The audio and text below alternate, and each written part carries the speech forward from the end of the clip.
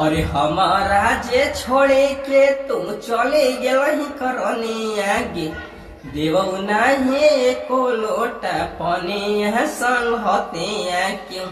और हमारा जे छोड़े के तू चले गेलही करनी आगे देवौ नहीं को लोटा पानी संग होती क्यों।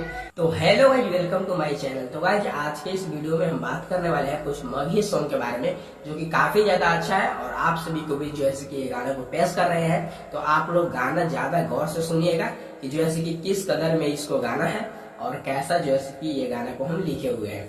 तो आज बहुत दिन से जो है कि प्रयास करते करते आज जो है कि फाइनली ये गाना कंप्लीट हुआ है। तो आप सभी को ये गाना सुनाते हैं जो गाना के टाइटल है अरे हमारा तू छोड़े के जे चले गेलही करनी आगे देवौ नहीं को लोटा पानी संग होती कोई। तो गाना के ऐसा कुछ टाइटल है और ये गाना अगर खुद सुनिएगा तो काफी ज्यादा अच्छा लगेगा और काफी ज्यादा जैसे कि सैड सॉन्ग है रुला देने वाला, जो कि आप सभी को पता होगा कि आजकल जो है कि काफी ज्यादा जैसे कि सैड सॉन्ग बज रहा है। तो हम भी जैसे कि एक सैड सॉन्ग लेकर के आए हैं जिस गाना का टाइटल आप सभी को सुना दिए। तो चलिए अब गाना को भी सुना देते हैं कि गाना दरअसल में किस कदर है।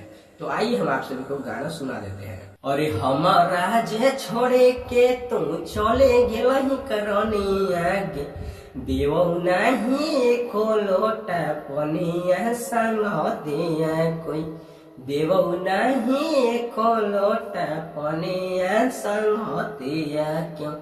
अगे हमारा जे छोड़े के तू चले गेलही करनी आगे देवौ नहीं को लोटा पानी संग होती कोई देवौ नहीं को लोटा पानी संग होती कोई।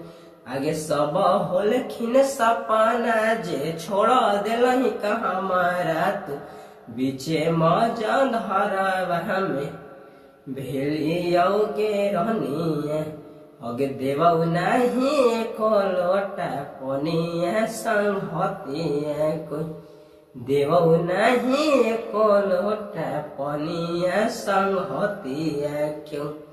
आगे बरसों होल कौ मिलल जुलल नहीं कोई खबर मिलल अब नहीं रहबो तोरा बिहीन गेरनी अगे बरसों होल कौ मिलल जुलल नहीं कोई खबर मिलल अब नहीं रहबो तोरा बिन गेरनी तोहरे कारण माहुर खाके मरी जइबौ देवौ नहीं को लोटा पानी संग होती कोई अगे देवौ नहीं को लोटा पानी संग होती कोई।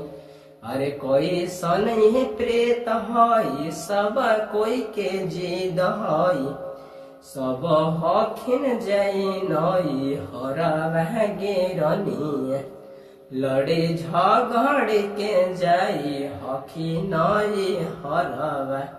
अरे कोई सन प्रेत कोई सब कोई के जिद कोई लड़े झगड़ के जाई हकी नई हरवा। अगे देवौ नहीं को लोटा पानी संग होती कोई देवौ नहीं को लोटा पानी संग होती कोई। तो गाइज अगर ये जो है कि गाना काफी ज्यादा अच्छा लगा होगा तो ज्यादा से ज्यादा इस चैनल में जो है कि कमेंट कीजिएगा। और हम बताना चाहेंगे गाइज कि अगर ये चैनल पर नए हैं तो ये चैनल को सब्सक्राइब कर लिए। तब तक के लिए मिलते हैं किसी अगले वीडियो के साथ, तब तक के लिए धन्यवाद, बाय बाय।